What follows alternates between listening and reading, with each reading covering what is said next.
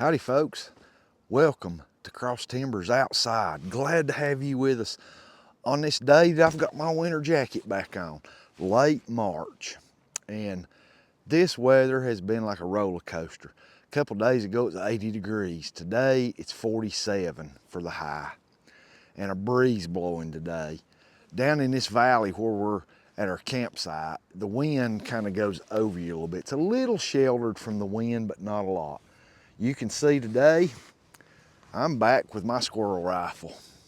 This is a Traditions 32 caliber deer hunter model. And I discussed this gun a little bit in the last video of shooting black powder. And this is a deer hunter model in the 32. They don't make this anymore. They took the deer hunter 50 calibers and put a 32 barrel on it. And they made these for a period of 10, 12 years, somewhere in there, from the mid 90s through 2005, 6, 7, 10. I'm not real sure. I've never been able to find definite numbers on it. But I do know this, they haven't made them in at least 15 years or so. So this, always in the past, has been my go-to squirrel rifle. And I've been looking online and looking at night, you know, when you come in from farm chores and all that stuff and sit down after supper and get a shower and sit in my easy chair. I've been kind of scrolling, looking at some 32 flintlocks. And that may be in the future, but for now, this is our dedicated squirrel rifle or small game rifle.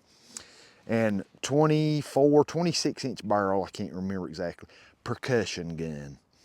And I haven't shot this gun in quite some time regularly. A couple of weeks ago, you saw in the last video, I brought it down and we done some shooting with it. First time in years, I had some misfires with a bad nipple. I've replaced that since. However, that bad nipple, the night I cleaned this gun, thoroughly cleaned it, I really cleaned that nipple well and I put it back on. I'm gonna see if it'll fire. If it was just some oil buildup in that nipple, I think I've got it all out. But we'll try it. I've got another hot shot nipple to go on it if this one don't work. The last time we come and shot, I was not really satisfied with the grouping I was getting. Back years ago when I hunted with this thing quite a bit, I had developed a load for it, and my memory's not what it used to be. I thought it was 15 grains, I'm pretty sure, but after I shot it and got home that night and I was sitting in the shop cleaning it, and it kind of started, I really started thinking, did I really use a pre-cut pill-a-ticking patch for that good load I had for it? And did I use a 310 or a 315 diameter round ball? I know I used Trapper's mink oil as a lube. I know that because that's my hunting lube. I'm not into this target shooting. I have these guns for hunting purposes, and I want a hunting lube. I'm not going to use a spit patch or something just to shoot that I'm not out in the woods hunting with. That's just me. I'm a hunter, and I enjoy history, and I enjoy these old black powder rifles. So what did I use? And I'm not real sure. I know I used 15 grains, and the best of my memory, it did pattern really well with 15 or 20 grains. I'm gonna try 20 again. And speaking of powder, Go X. The tradition continues, it says on the bottle. American made since 1802. Go X black powder, triple F. Okay. Here we are in 2026. Everybody knows about Go X and how hard it is to get. It's been almost impossible the last couple of years. This is my last can of Triple F. I got 2 cans of 2F. This is my last one, and it's about 3/4 full, or maybe between 3/4 and half. I went last week to several different places and made phone calls. You can't find this stuff. It's basically gone from the market. One place told me that they were hoping to receive a shipment of GoX black powder. That GoX had been, if everybody knows about black powder, you know the story. I'm not going into that, how they had the explosion and it's changed hands and all that type of stuff. That they had to fulfill a bunch of government orders first, and then they were going to provide some black powder to the civilian market. And I'm hearing that time for the civilian market black powder to go out of GoX is coming soon, like maybe in the next month or two. And here we are at almost the end of March 2026. I was told at a very reputable black powder dealer gun shop that they were hoping to get a shipment of GoX in about a month. We'll see. I don't know if that's going to be true or not. Time will tell. I'll be checking back with them on a regular basis to see, because I'm about out. I'm almost starting to look for some Pyrodex. I don't want to shoot Pyrodex, but if you can't find no black powder, whether it be GoX or Swiss or Schutzen, and I did find one place that had some Swiss, not locally, I was going to have to order it. $60 a pound, plus like $26, $27 hazmat shipping. You're pushing $90 a pound. No way. I'll shoot Pyrodex first. I'm not paying $90 for a pound of powder. I'm just not. That is unreal prices. So this is my favorite, GoX. And if I can't get it the next month or two, I guess I'll go buy a bottle of Pyrodex P for this 32. I mean, I don't know what else to do. So we're back today, and we're going to shoot this 32 a little more, and we're going to start out with 20 grains of powder with a 315 round ball, and I'm going to use some pillow ticking that I cut at the muzzle, some .18. It was the thickest pillow ticking that I found in local fabric stores. I'm going to try that, and I'm going to cut at the muzzle and see if I can get a better seal, a tighter fit for better accuracy. All right, we're going to start this show off today with 20 grains of FFF GoX. All right, we're going to load our powder measure, and bear in mind, this is 20 grains in this thing by volume, not weight. So we're going 20 grains of volume. That's what I always measure by, is volume, because it's what I have. It's what works for me. Okay, and it is kind of breezy out here today. There, it's going down the barrel. All right, 20 grains is in the gun. I always take my gun and tap the barrel to make sure that powder is all the way down. All right, there's 20 grains in this rifle right now. We are going to cap our powder and set it way away from where we're shooting, just for safety. All right, always remember, powder, patch, ball. It'll keep you from dry balling. And if you got people around you shooting in a group, you're gonna get to talking to people like I'm talking to y'all, and it's gonna happen to you eventually. You're gonna be distracted talking to people while you're loading your rifle, and the next thing you know, you've patched and shoved a ball down your barrel with no powder in it. You forgot to put the powder in. It'll happen, and there's ways to get it out. I'm not gonna go into that. You can do the research. I've got a ball puller that's got a screw on the end. I've had to use it before. All right. Next, we are going to get out our Trapper's mink oil. That's what I use for a hunting lube. Trapper's pure mink oil. All right. This time around, instead of a pre-cut patch, I've already cut in some strips, some pillow ticking. All right, we're gonna get this pillow ticking lubed,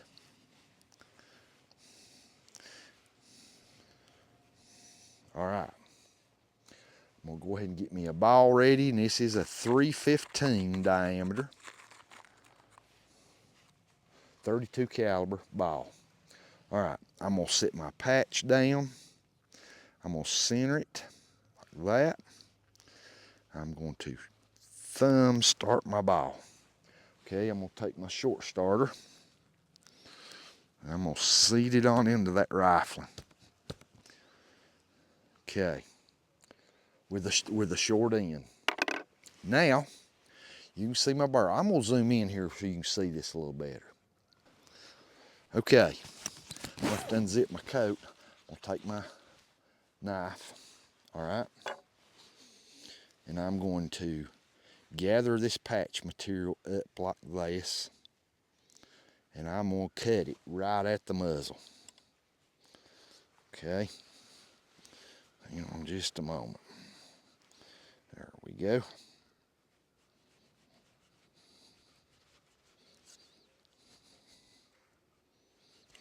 Just like that. A nice clean cut with my custom made sharp finger designed knife. All right, can you see that? Cut at the muzzle. All right, now we're gonna take our short starter and send this thing down a little further. Take our range rod. Make sure my jags on there good.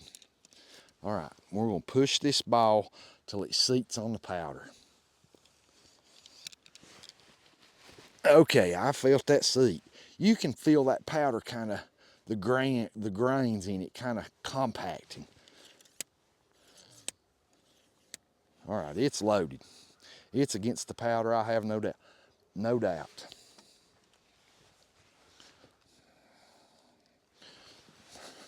I see people take a ramrod and just, you know, pull it up and throw it down hard and throw it down hard.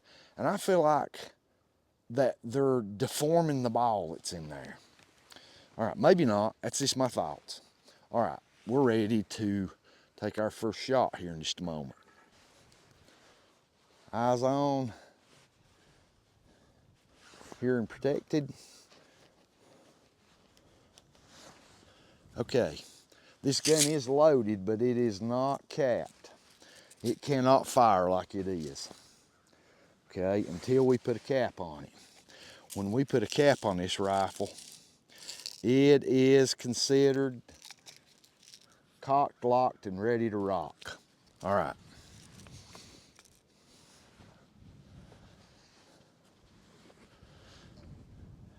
Half cock, cap on. All right, here we go. Let's hope this gun pattern's better this time around.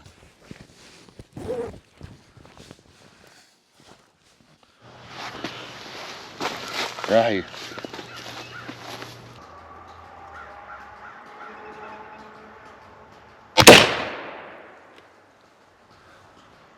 .30-yard shot. That's where I zeroed in. This is a squirrel rifle. We're not taking 100-yard shots at a squirrel.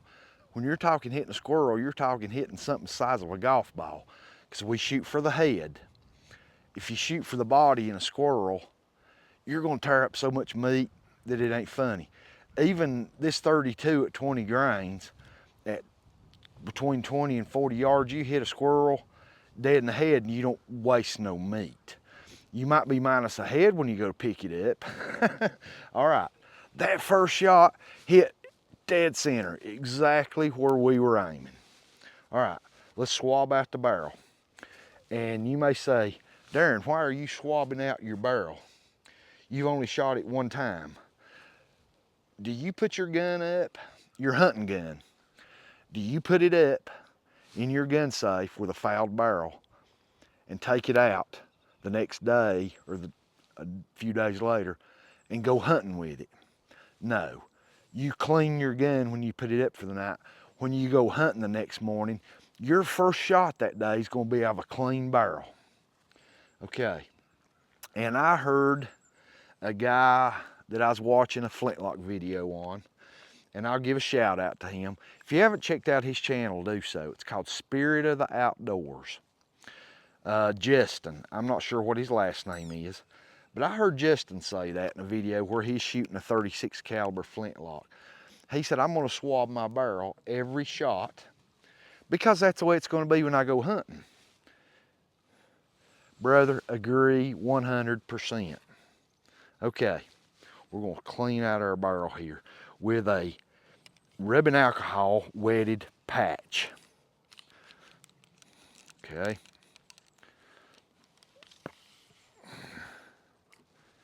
And it does, that alcohol, look at that patch. Does a good job getting that out. Okay, it's not quite as clean as it is when I shoot 15 grains, but hey, I'll pour as much powder down this barrel as this safely as this gun needs to shoot the best. Okay, all right, there was our wet patch came out, all right, and yep, we're shooting real black powder. All right, here goes a dry patch down. Let's get it dried out. Good thing about rubbing alcohol or isopropyl alcohol, it'll dry out of your barrel really fast. Whereas a spit patch or something like that may not dry out that fast. Okay, very pleased with that first shot. One shot don't mean nothing though. We have got to shoot a group and see if it groups there. One shot don't really mean nothing. And that shot that I took felt really good. I didn't flinch, that I noticed. It felt good. Cutting at the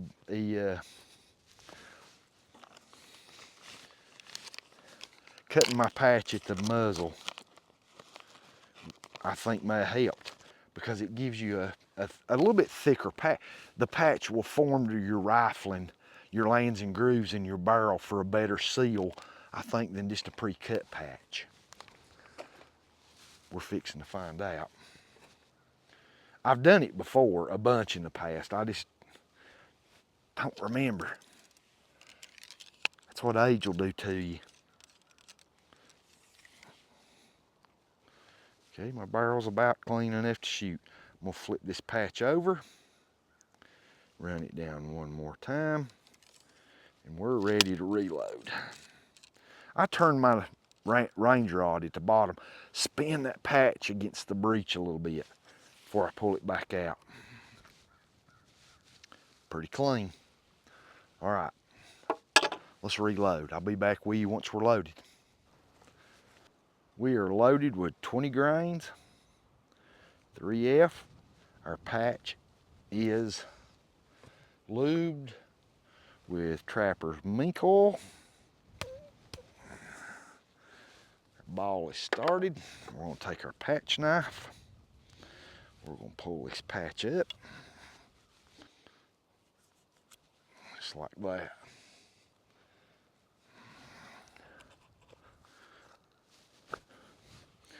Okay, take our short starter.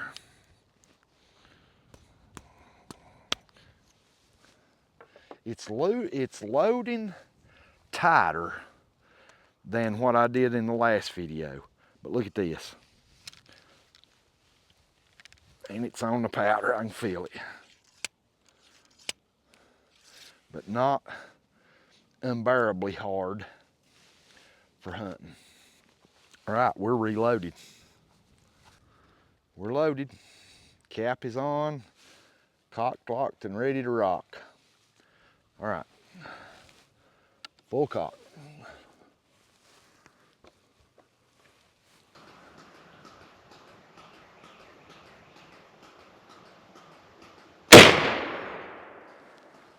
Oh, I love shooting a muzzleloader. There's just something about real black powder. The smell of it, the look of the smoke drifting through the woods. Let's go take a look at shot number 2. Bingo! That 2-shot group looks really good. If we can put 3 right there, then I think I've remembered what I'm supposed to be shooting. I hope something happens with the black powder supply for recreational shooters and hunters. All right, we're gonna load our gun. Powder, patch, ball. Just always remember that. And it's easy when you're with friends a shooting like I am with y'all to get distracted. All right, here goes 20 grains down the pipe.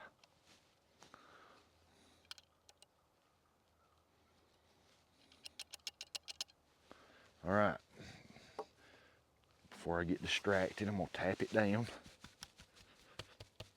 I really don't want to go back to shooting or go to shooting Pyrodex or 777. I just don't. I like black powder, real black powder. And I like Go-X. I've shot some Swiss and I've shot some Schutzen. A friend of mine come over one time. He had a Traditions Crockett rifle. He brought 2 powders with him. He brought some Pyrodex P and some 777. No, I'm sorry, I'm telling you wrong. He brought some Pyrodex P and some Schutzen. And I shot both of them. And I like the Go-X better. I just do. I can't really put my finger on why. I just like the way it burns. I like the way it cleans. I like the velocities I'm getting out of it. All that stuff. There's nothing not to like. So, I mean, it is what it is. All right. The other day, after I posted that last muzzleloading video, I sat down and just got to thinking, can you see my patch where I cut it? Let me show you that. See there? Perfectly rounded patch. All right, take my patch knife. I'm gonna cut that little section off. And by the way, after that last shot, I walked down here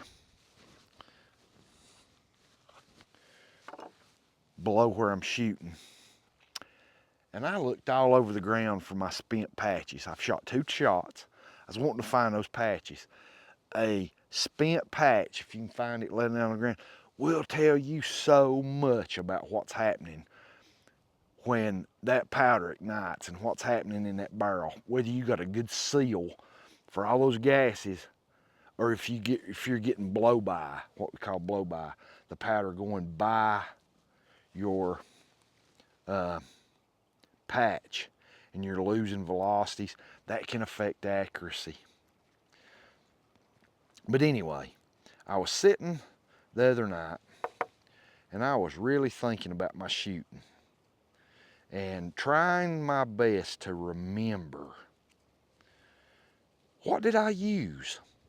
Because this gun shot at one time shot so good and I could not remember. I just sat and scratched my brain and scratched my brain.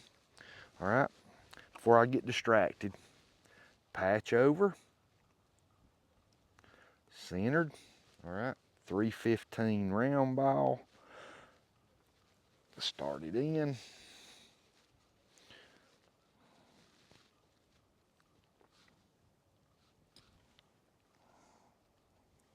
Make sure I'm right on top.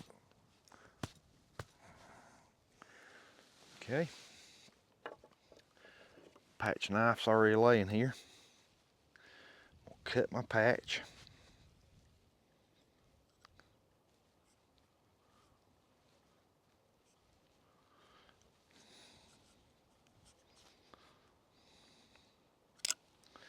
There we go.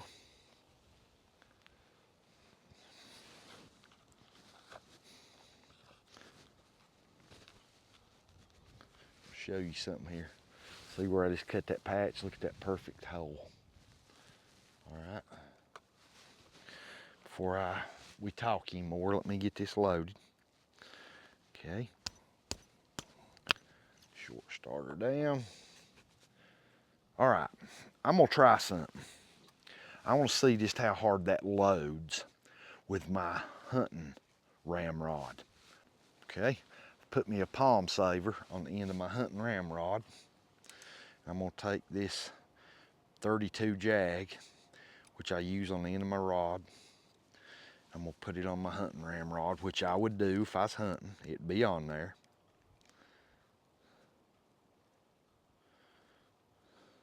Okay, now I have my hunting ramrod. Let's see how this loads.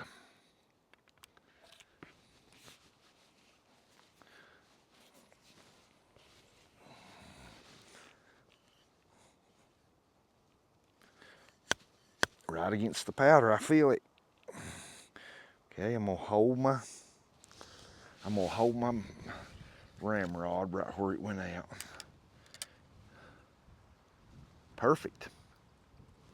Okay, I can put my hunting ramrod back up because I know now that this hunting ramrod, and I keep this little palm saver thing in my pouch or my possibles bag when I'm hunting. So when I'm reloading, it don't take but a second to screw it on there. I don't have to have it, but it's nice. It'll keep you from bruising your hand.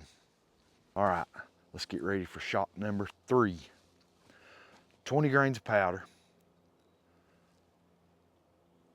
.018 pill-a-ticking cut at the muzzle, not pre-cut patches, and a 315 round ball. We got a good group going. Let's see if shot number 3, if I don't flinch or anything, stacks right in there. Because I know this gun's capable of it. I've done it before. Let's give it through shot number 3.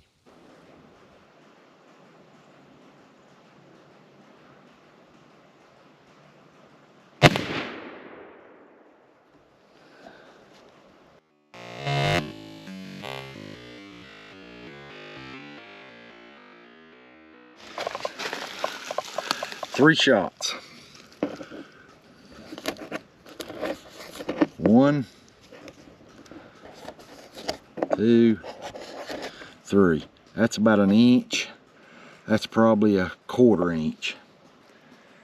So I'm happy with that. That could have been me pulling off a little bit left right there. But I'm happy with those shots.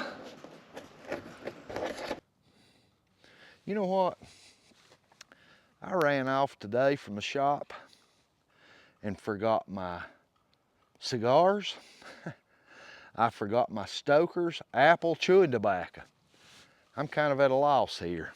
All right, this black powder smoke's making up for it. Shot number 4.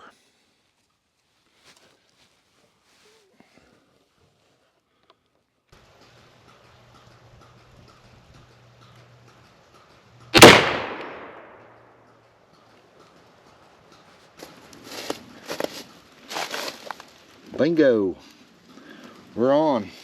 We're shooting maybe just a little bit left, but overall,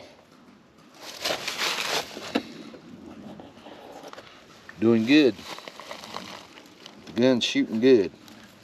I've got a good group going, really good. I think that one shot that was a little bit left was probably me a little bit of a flinch.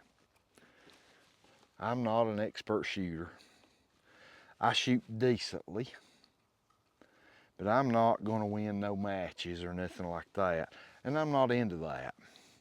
However, when you're talking about a squirrel rifle, and really any rifle should be, it don't matter whether you're hunting polar bears or elk, you know, big game or small game, you need to make your rifle as accurate as possible to put a killing shot on anything you shoot where there is no tracking the animal and finding it still alive, a wound or something like that. We owe it to the game and the good Lord's creation he made to make the most ethical shots that we possibly can. The fastest killing lethal shot that you can make. That being said, a squirrel rifle needs to be more precise.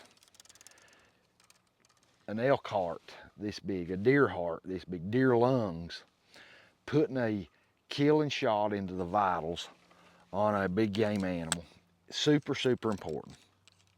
Don't get me wrong. A squirrel, the target is about the size of a golf ball, that much smaller. And because of that, these little squirrel rifles need to be accurate. They need to be consistently shooting in a golf ball at your normal hunting distance. And mine is for squirrels with my eyesight and my shooting abilities. I'm a decent shot, but I'm not no crack shot. I've shot with some men in the past that were literally crack shots. I'm a decent shot. That being said, a squirrel rifle needs to be very, very accurate for a headshot. Probably, in my opinion, a little maybe more so. I hate to use that term because the vital area on a big game animal is bigger. And there's a little more margin of error, room for error. On a squirrel, there's not. Headshot, I either want a killing headshot that just drops it instantly or a miss.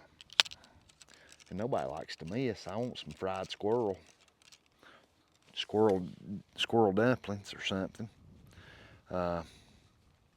So we strive to get our squirrel rifle as accurate as possible.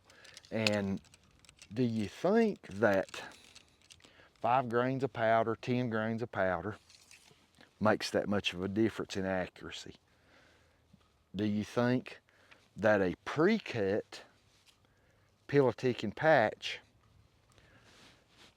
versus a cut at the muzzle patch that seals off your charge better so you don't have any blow-by makes a difference in accuracy?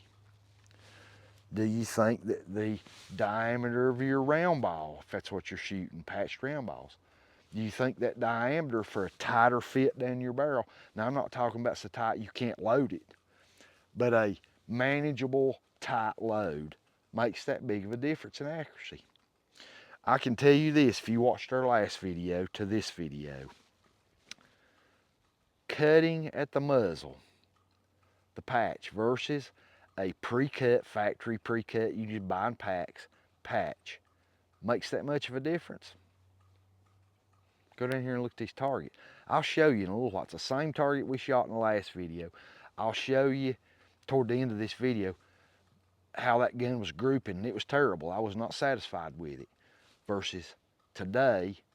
And the only thing we really changed was on the first targets, the first video, we did shoot some 310 round balls and some different grains of powder.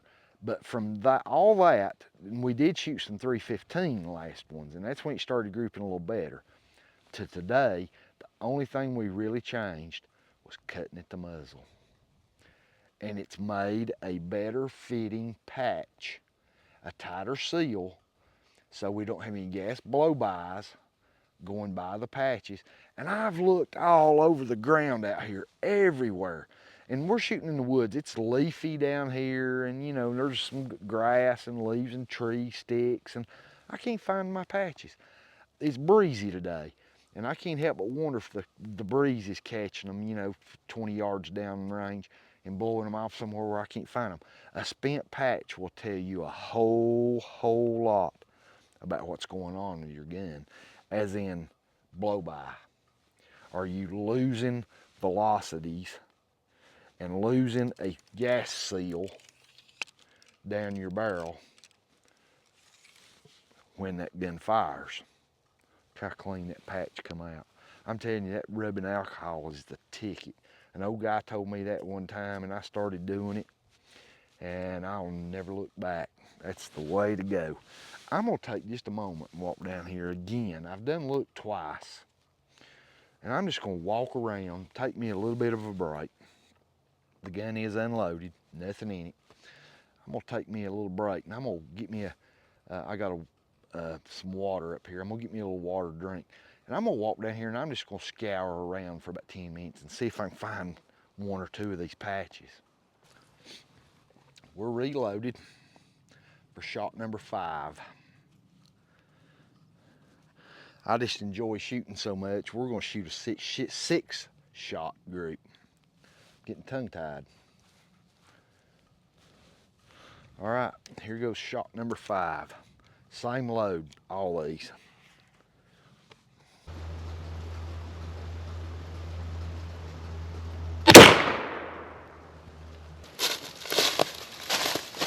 Shot number 5.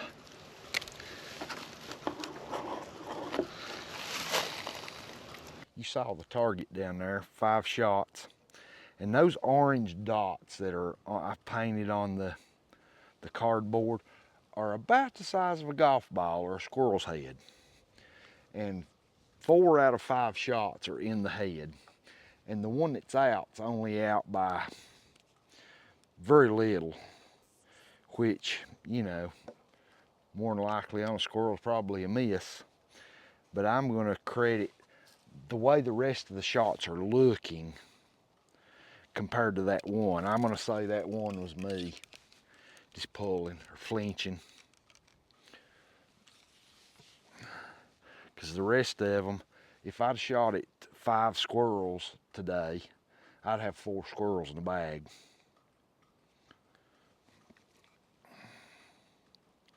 The gun is shooting well. For a little short carbine style traditional muzzleloader, and this one is a cap lock, a percussion. Man, I'm telling you, for as short as the barrel is, this little thing's a shooter. I do remember a couple years ago, I was hunting with it one morning, and I had just shot a squirrel off of about a 10-foot limb in a tree, and walked over and picked it up, and as I was putting it in my bag, I heard another squirrel on the ground a little further down the ridge. And I reloaded real fast. I just sit down real quietly and reloaded. And I could still hear something scampering around in the leaves, and I was pretty sure it was another squirrel. And so, and it was getting a little closer to me, so I just sit there. I didn't move. And I was in a spot where I could see about 50 yards on the ground, kind of downhill a little bit through the trees. I was on a big oak ridge, and sure enough, I seen the bushy tail of a squirrel scampering around getting acorns off the ground. So I just sat there, and this thing stopped. And you know how they do, sit on their haunches, and was a gnawing on an acorn, a white oak acorn. And this thing was about 50, 55 yards, I'd say, out of my comfort range. Something inside me just told me, shoot. That thing is sitting pretty. That's a perfect target. It was sitting right facing me, up like this, and something inside of me said, take you a good rest and shoot. And I was sitting on my rear end, and I propped the gun on one of my knees, got my bead up, got my bead on the squirrel's head, pulled the trigger at about 50, 53, 54 yards. And as soon as I pulled the trigger, I seen that squirrel just flip backwards. Then the smoke was everywhere so bad I couldn't tell if it ran off or got up or if I just grazed it or what. So, got up, got that one squirrel back in the bag good, and put my little backpack back on, and walked down. And man, I'm telling you what, I had dead centered that squirrel. It was as dead as a doornail, and just about decapitated him. And I was thrilled that my shot was that accurate, that far away on a golf ball sized target with this gun. I would have been tickled pink if I'd have hit it like that with a 22, or you know, with a more modern gun, even maybe with a scope on it.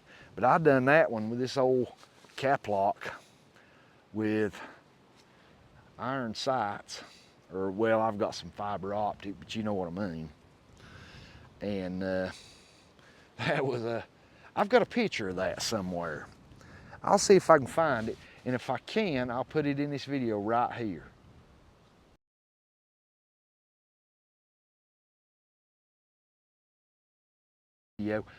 I had a catastrophe back sometime back.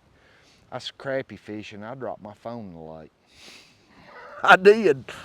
About 45 feet of water. I told my wife, "Did you try to call me today?" And she said no. And I said, "Well, if you had of a catfish, would have probably answered it." And she looked at me so funny. And it's a pretty new iPhone. And I said, "I dropped that phone you got me in the lake." She said, she thought I done it on purpose, I think, because I don't like an iPhone or having to carry a phone around with me when I'm hunting and fishing.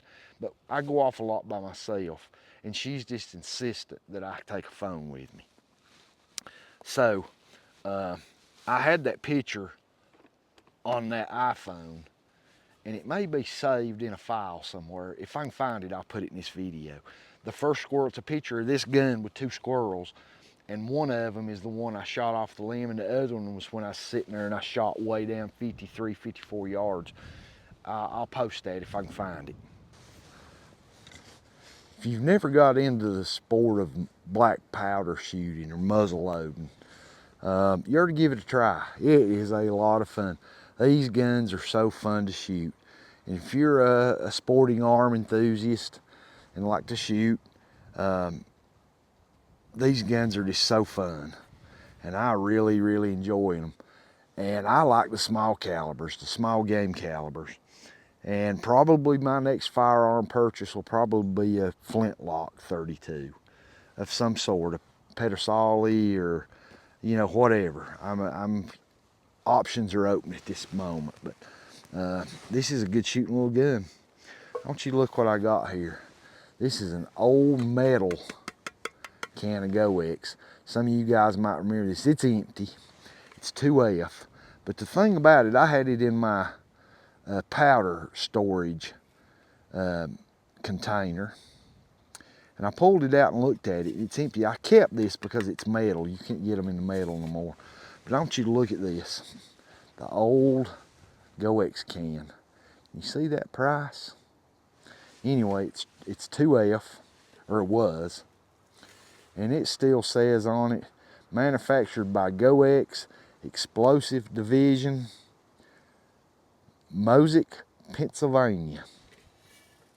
Super fine gunpowder, made in the USA. It says manufactured in the same plant since 1912.